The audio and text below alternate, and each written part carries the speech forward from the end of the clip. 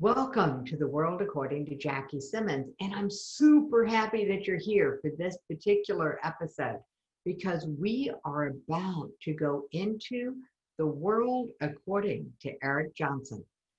Erik Johnson is not your typical podcaster, and we're going to share his story with you and his hot tips for how to help you get started, how you can help yourself really get started into the world of podcasting and why you might want to. So without further ado, Erik, would you please unmute, come on camera? Let's start this party. Hey, there you are. Oh my God, you make me look like such an amateur. Look at you, headset, microphone. Yeah. When you do it on a regular basis, you got to do it upright. So, Erik, thank you for coming on the show today. I really appreciate you making the time. Oh, absolutely. I am honored to be here. Thanks for having me, Jackie. You're very, very welcome. Okay, podcasting is like the hot topic. And there are probably some good and bad and ugly about this whole genre that I'm pretty oblivious to, and maybe some of my peeps are clueless about. But before you tell us the good, the bad, and the ugly of the world of podcasting, how did you get into podcasting? I got into podcasting because I had spent 30 years in radio, and I got into radio completely by accident, which I was getting a degree in architecture, and I had wanted to be an architect since the time I was probably 10 or 12 years old. And I'd studied architecture through middle school and high school into college. And I was about 3 years through my college degree when I accidentally fell into a job at a radio station for some part-time money because my brother had worked there and they needed some help. So I figured I'm a college kid. I could use some extra dollars. So I picked up that, all of a sudden fell into love with radio. I started falling out of love with architecture because it started to move toward computers. It was less hands-on, less drawing, less creativity, more static and cold and computerized. And so I finished my architecture degree and I stayed in radio. I'd been in radio for about almost 25 years at the point when I started listening to podcasts. And this was about 2012 or so. And I thought, man, if podcasters only knew just some of the stuff that we learned in radio, their shows could be so much better and so much stronger. And so in 2013, I started Podcast Talent Coach, and I started helping podcasters learn what they didn't know. I mean, it's hard to get when you don't know what you don't know, it's hard to improve. And so that was the journey that I set off on. And 300 episodes later, here I am. Wow. All right. So first rule of podcasting, learn how to tell a story. That was awesome. That was Absolutely. Awesome. Okay. I'm also from the radio background, okay, hosted my own radio show. And you're right. The rules of the game in radio are not transferred over. The skill set, can we just take some podcasters and give them an injection?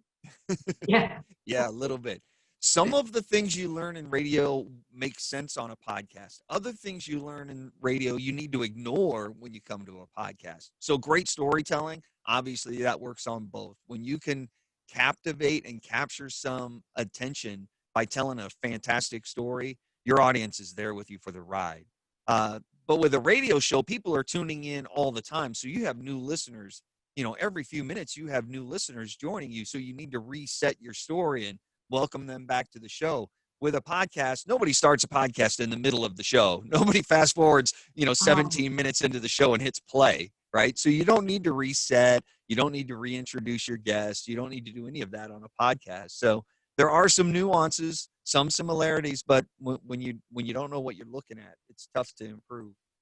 And I know some people who are really brilliant at radio and haven't figured out what to leave behind.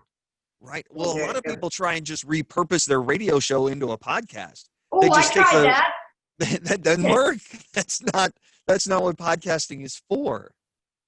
There you go. Okay. What is podcasting for? A podcast the main reason people listen to podcasts. Matter of fact, the main reason anybody listens to any audio is for companionship. The only reason they press play on your podcast or turn on your radio station or have music playing in the car is because they don't want to be alone. They want another voice there. And so that's the only reason you want to create that friendship and that relationship with that person. They're listening to you because they don't want to take that car trip by themselves. And therefore, your podcast cannot just simply be information. It has to be entertainment, regardless of what you're doing. This is one of the challenges when people are doing events like summits and they're trying to repurpose that content into a podcast. That their summit isn't entertaining, it's content driven. Repurposing it into a podcast is maybe not such a great idea, it sounds like.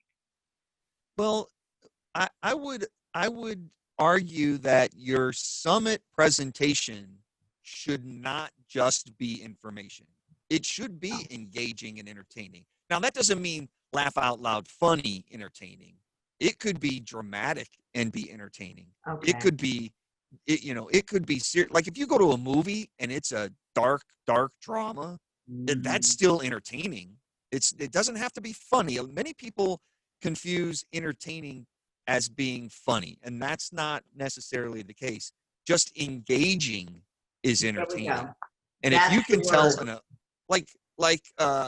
your suicide prevention mission, if you tell me that story, that's engaging and that's entertaining. I could listen to you talk about that all day long because I'm fascinated by that. And that's something I would spend time listening to in my car on my drive because it's a great story. Anybody can copy your formula. If you're up on a summit and you're saying, here's my formula, step 1, step 2, step 3, step 4, step 5, thanks for being here, download my worksheet. I could go home and teach that tomorrow. Like the only thing that separates your information from anybody else teaching the same thing is your personality.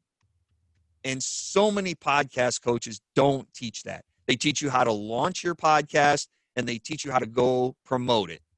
But if people aren't coming back time and time again, it doesn't matter how much you promote your show. If you're not keeping the people that you have, all the promotion in the world won't fill up a leaky bucket.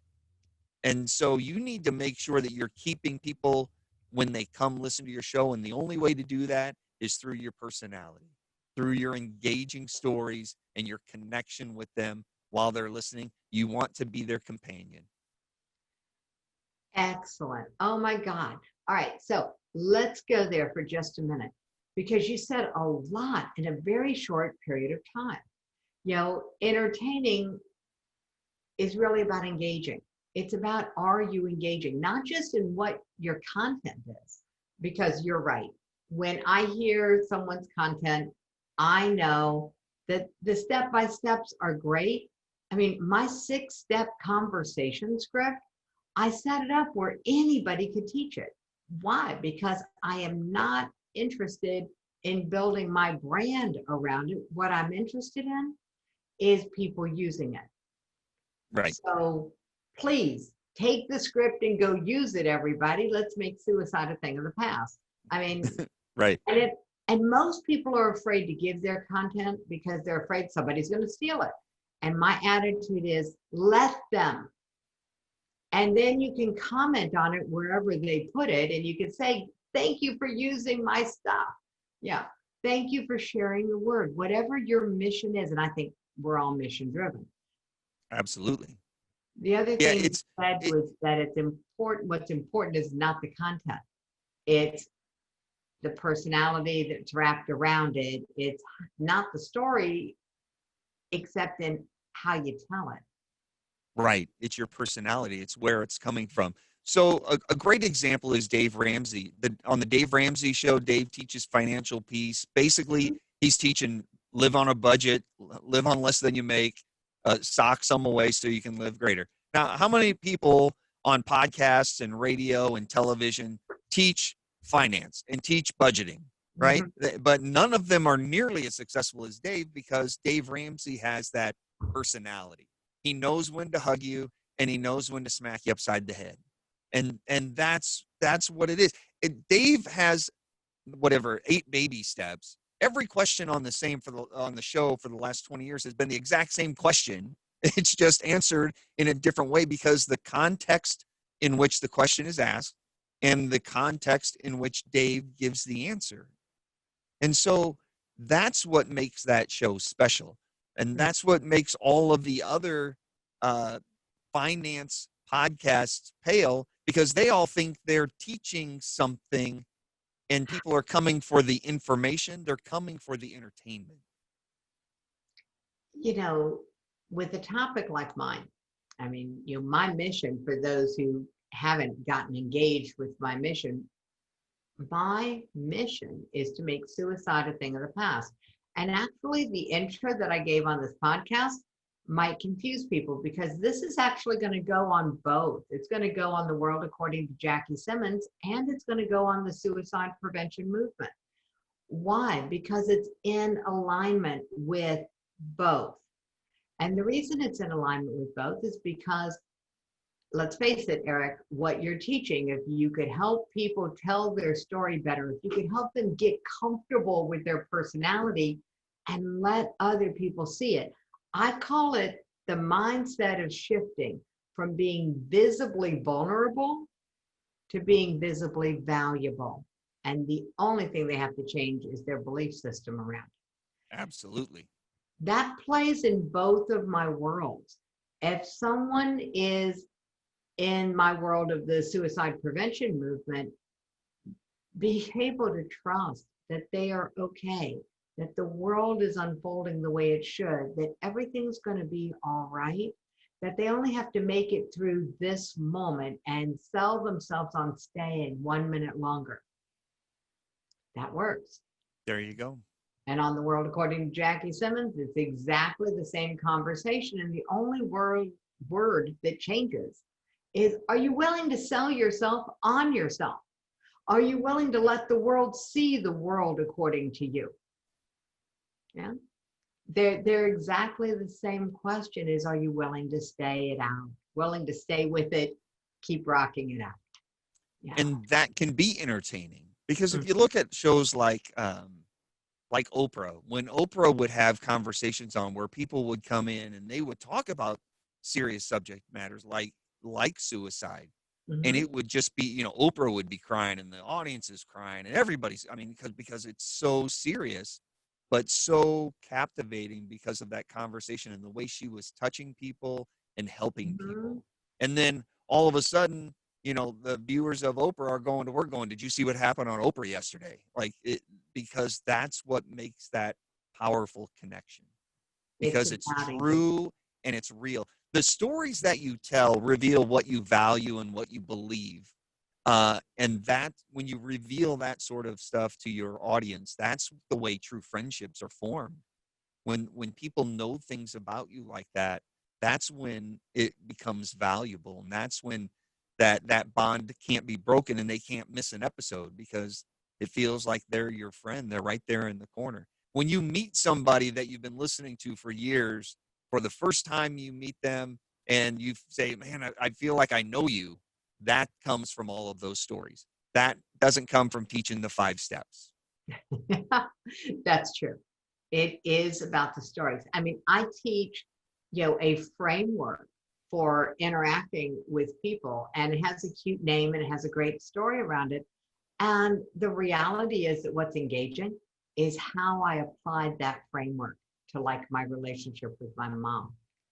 And I'm going to have such a great story that I'm going to be polishing up, because a really good story is when you can tell it with your heart. A great story, you've polished it a little, like that. You want it to shine. So I'm going to be polishing. And then Jackie, then it starts to spread because other people start telling their story of how they use the framework. And now the framework message spreads, not because of the framework, because of the stories of how the framework was used. All because right, everybody needs that's how to your write message that is. down.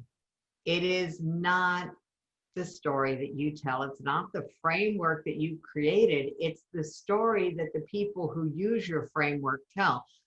So that's going to take us into a whole bunch of different realms. We can go with naming conventions and how do you name a framework so that it sounds like something that people will remember.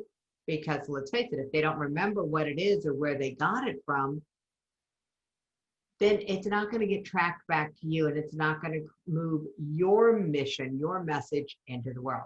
So naming conventions help bring out your personality. What's your Yeah. favorite way to help people with that?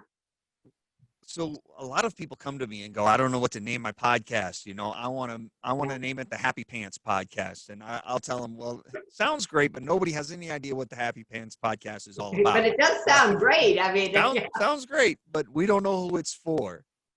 So there are 3 levels that you need to consider when you're considering your podcast brand. The first is your artwork, which is that square little tile that conveys what your show is all about. The purpose of your podcast artwork is to get people's attention, to make them stop. When they're scrolling through all those sea of faces on Apple Podcasts looking for something to listen to, your artwork needs to jump out and say, hey, look at me. So your artwork is designed to capture their attention. The name of your podcast is designed to say, this podcast is for you. So a lot of people try and get clever with the name of their podcast. And clever's good, but it sometimes can hurt you because people aren't aware of who the show is meant to appeal to. So We're going to podcast say there's talent a coach, line. There's a right? line between clever and confusing. Exactly. If you don't have, So, if you have to have context. Oh, and by the way, this is one of the journeys that I went on. People had to have context to understand my cleverness. Not good for branding. right. But if they're in a niche where only that niche will understand the branding, then usually it's okay. I listened to a podcast called the Glass and Out podcast. The glass what? The Glass and Out podcast. And so everybody, normal people walking down the street would never know what the Glass and Out podcast is. However, if you play hockey, you would understand the Glass and Out podcast is a hockey term, and you would understand that it's all about playing hockey strategies, hockey plans, all of that. Glass and out is a term used by defensemen when you're stuck in your own zone. You put the puck up off the glass and out into the neutral zone so you can get out of your zone. So you go glass and out. It's just a term that hockey players use. So people in that niche will know what the Glass and Out podcast is all about. So you can be a little clever as long as your niche is in on the joke. I'm just coming up with a slogan. You're going to like this. All right. So podcasting, where jargon works. Where jargon works. Right. Right. So, okay. So we did the artwork captures their attention. Mm-hmm. The name of your show needs to say, this podcast is for you. This is just what you're looking for. If it's financial peace, or if it's 48 days to the work you love, or it's business unusual, something like that captures your attention and you go, yep, that's the podcast for me. Then the title of your episode needs to get them to push play. The title of your episode is like the headline to your article. You do not want the title of your episode to be episode 47. Nobody's pushing play. Nobody's pushing play on episode 47. Nobody goes, ooh, it's episode 47. I got to listen to that one. Right? It's, how Jenny was 3 minutes away from ending her life. Like that gets people to go, okay, I need to listen to that episode. So the podcast, the title of the episode gets people to push play. The name of your show gets people's attention to understand that the podcast itself is for them. The artwork makes them stop and look. Yeah. So those are the 3 levels of attention that you need to get as you think of your naming convention. And then the other thing with your podcast name, make sure the URL is available. I was on the other day, so I go online. I heard Simon Sinek, fantastic author. Start with Why is the name of his book. somebody had mentioned the Simon Sinek podcast, and I'm a Simon Sinek fan, and I thought, oh, great, I'm going to go check it out. So I get on and I search for Simon Sinek in Apple Podcasts, and I come up with at least 7 different podcasts that are called Simon Says.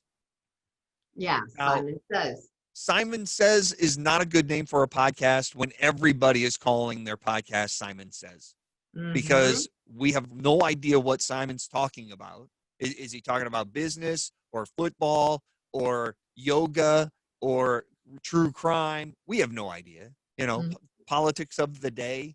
So make sure it's not too cool for the room, and make sure that a slew of people aren't already using the name. All right, so now 2 things. One, look for the domain name, make sure that's available. And the other is do just a little bit of due diligence and go search for the name in iTunes, Apple Podcasts, Podbean, a couple of places, just to see if anyone is already using it so that you avoid confusion. Got that one. All right, so we got the artwork. Oh, I should have you show your artwork, but on a podcast that doesn't work. All right, so you got the artwork, you've got the name, you've got the title of episodes. You have owning the turf, owning the URL, owning the space with that name. What else? Anything else in your top tier of what we can offer people on this particular episode about the world of podcasting? So a lot of people make it a lot more complicated than it needs to be, and they make it a lot more expensive than it needs to be. It doesn't need to be incredibly expensive. You can buy a $60 Samsung Q2U microphone. It's a USB mic that'll plug right into your computer, and you're up and running. You're ready to go with a $60 microphone and some software that's probably already on your computer, or you can go download Audacity for free. And then you need a audio host where you can upload your audio, kind of like a storage unit where you go put all of your audio. And that can be as little as $5 a month for a paid service. There are some free services out there. Just make sure their support is good and they're going to be around for a while. If they go away and all of your audio goes away, you're going to be in trouble there. So you might not be happy, that's for sure. Right. Yeah. So starting it isn't as difficult and expensive as people believe. And then the number one way to grow your audience is via word of mouth. A lot of people come to me, and they come to me for coaching, and I say, all right, what's your number one struggle? What would you like me to help you with? They either tell me I want to grow my audience or I want to make money from my show. And I say, okay, let's talk about growing your audience. What are you doing to grow the audience? And they say, well, every time I publish an episode, I post it on Facebook and I send an email to my list. And I say, okay, that's great, but you're preaching to the choir. Those people already know about you. If they're going to listen to your podcast, you've already told them about it. They're probably already listening or they're not interested. So if you want to grow your audience, you need to get in front of people who don't know who you already are. So you need to create joint venture opportunities. You need to do interview swaps with other podcasts, get mentioned in their email. You need to find other ways to connect with people who aren't already aware of you in order to grow. You have to get outside of your circle of influence and find new people to grow. And then a lot of people think they can make money by putting ads and sponsorships on their podcast, but people are flocking away from traditional media, leaving radio and television to get away from all of the ads. Don't ruin your podcast by cluttering it up. Plus, there's a ceiling to the amount of money you can make with ads. You should instead promote things that you create, your products, your services, your affiliates, your joint venture partners, things like that. Find other ways to make money rather than cluttering up your show. So when people come to me for coaching, when we go through a strategy session, we kind of figure out where the low-hanging fruit is, and we create a strategy for the next year so they can go out and get exposure in front of people who aren't aware of them, and then figure out what you can sell that you can create and sell, and you keep the money rather than just giving it to Audible or Blue Apron or whatever sponsors on your show. There we go. Keeping your audience close to you. if you're taking the time to build up content, to build up a loyal following, to build this up, your recommendation sounds really right on. That the idea is not to then direct them to a sponsor's website, direct them to your website. Keep them even closer. Now, I Absolutely. love what you said about, affiliates, and let's just make it where it's possible for people to have multiple streams of income and at the same time keep them closer. So here's what I did, and I'm just going to share this. I'm pulling it up just to make sure that I've spelled it right and all of that. And it'll be in the show notes, because what did I do? I mean, you and I started talking. We like each other. We said, well, let's do this together. So we created a joint venture, an affiliate relationship on Podcast Now Starter, so that people could get their podcasts up and running with some deep diving into some of these places where it takes a little time. I mean, it takes a little time to get artwork that's going to resonate both with you and your target market. It takes a little bit of hand holding to get a name that's unique and still clear. It takes time to create a system for titling your episodes so people understand why they would invest their time in listening to it. And Erik, what you put together, walking people through these areas step by step, I decided this was good stuff. Yeah. And so we created this joint venture relationship. And here's the deal. And so for everybody who's listening to this show, you'll find the link to podcastnowstarter.com in the show notes. And yes, if it's for you, there's an affiliate relationship there. And here's what's so good about that. Some of the proceeds support the Teen Suicide Prevention Society. All of the people who I give any information about are a part of my mission to make suicide, especially teen suicide, a thing of the past. And so just for full disclosure and clarity and gratitude, Erik, thank you for being willing to make that possible. When you mentioned that, I told you I'm all in. I do whatever I need to do to help you promote that mission, because it's near and dear to my heart, and I love doing whatever I can for you. And you were talking about all of the steps that you need to take in order to launch a podcast. And when you go out and you try and do them on your own, it's going to take you a long time. There are just so many moving parts. And how many YouTube videos can you possibly watch in order to launch your show? You're going to get frustrated. If you go through that link at podcastnowstarter.com, you will have a show up and running in 30 days. Whoa. Because it's a step-by-step process that you just follow through. When you color by numbers, it's so much easier to paint the picture than when you're trying to visualize it in your head and try and paint from the ethereal matter. So 30 days. 30 days, absolutely, yeah. You just follow a step-by-step process. Yeah, full disclosure, mine was more like 3 years. Yeah, so was mine. Yeah, so this is absolute gold. And the steps that you've covered, did we miss anything? We've got artwork, we've got naming, we've got titling. Keeping it simple is one of the things I wrote down from our discussion. Well, keep it simple, and that's involving the tech. It doesn't have to be a lot of money. Absolutely, yeah.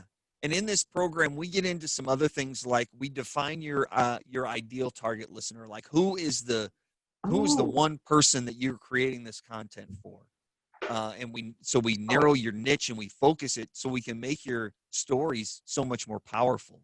So we get into some of that. I get into some editing. I teach you the editing basics, and I go everything soup to nuts, from concept to published. 30 days. There's actually 21 steps we walk through to get it up and running. And then once it's up and running, there are only 9 steps you do on a weekly basis to publish your show. It's really pretty easy when you know the 9 steps to take. That, when you know the process. Now is a fantastic time to start a podcast, because if you look at the numbers, just the sheer numbers.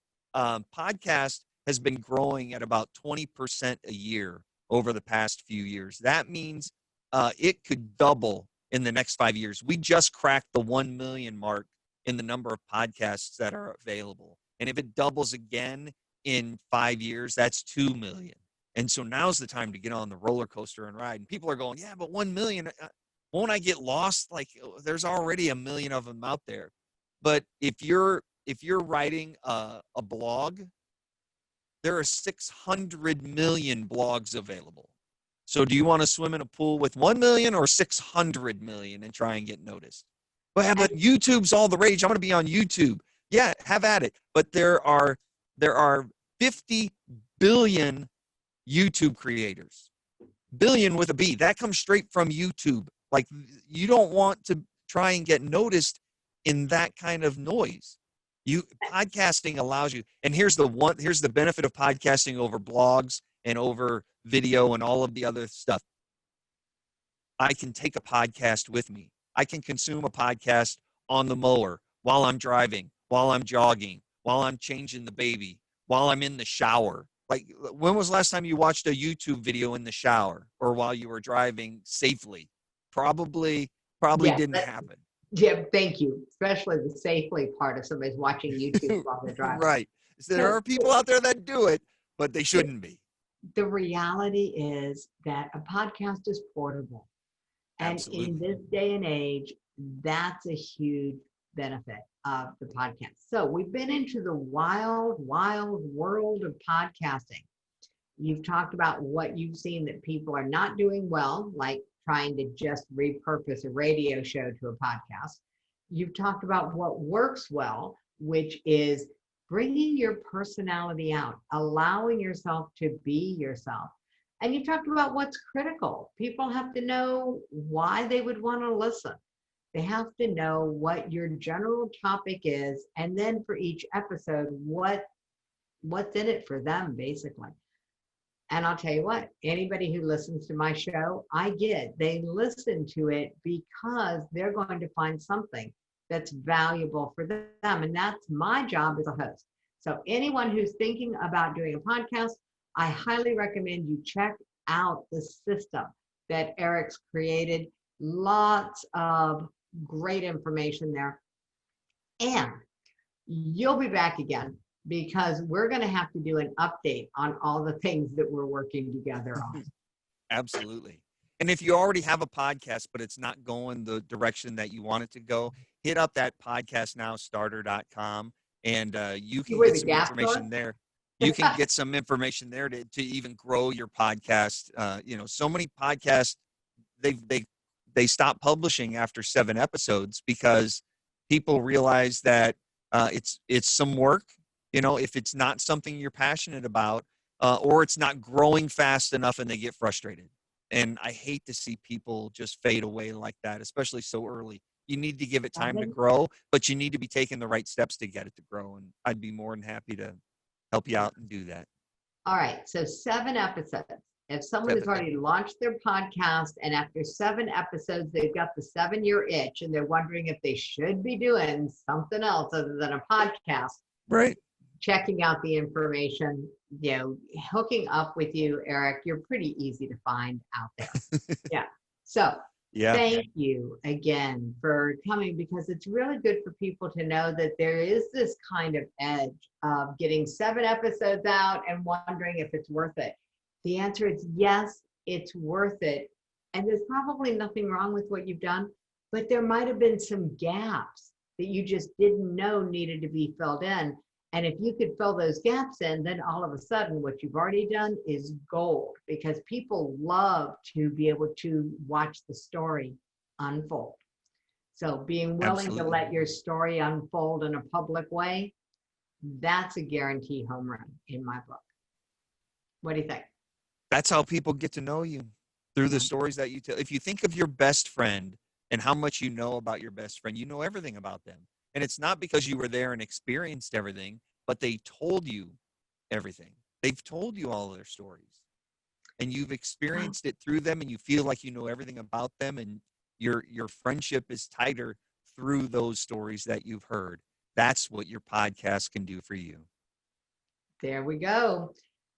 If you want your story told, if you're willing, because it is a wild, wild world, if you're willing to go into the wild, wild world of podcasting, take a good guide along with you. And Erik, thank you for coming on the show and providing some guidance. It was my pleasure, Jackie. Thanks for having me. It was great to see you again. Great to see you too.